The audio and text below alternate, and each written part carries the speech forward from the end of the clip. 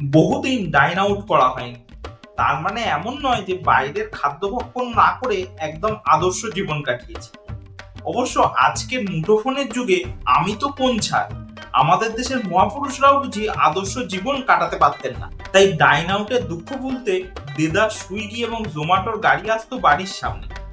যাকে এবার আমরা ঠিক করলাম আর ঢাক ঢাক গুড়গুড় নয়, আমরা যাব বাইরে খেতে, দেখি না কি হয়।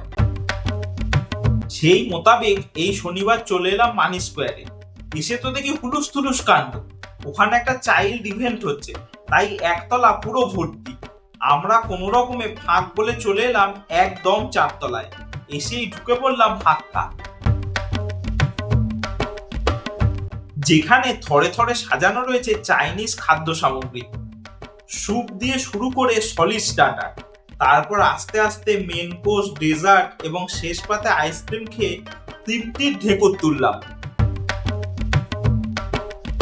তবে যাকে নিয়ে আমাদের সবচেয়ে ভয় ছিল, সেই একরত্তি অ্যাটম বোম দেখলাম নতুন জায়গা দেখে একদম চুপ।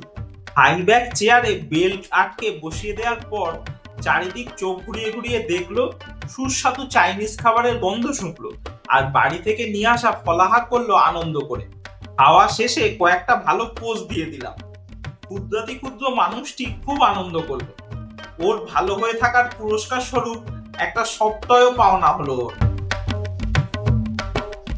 এরপর আমরা কিছু জিনিস কিনলাম, তারপর স্টারবাকে গিয়ে ব্ল্যাক কোল্ড কফি খেয়ে নাক চাঙ্গা করলাম।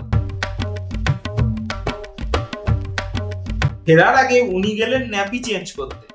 সব মিটে গেলে আমরা আলো ঝলমলে তিলোত্তমা রাস্তা ধরলাম বাড়ি ফেরার জন্য।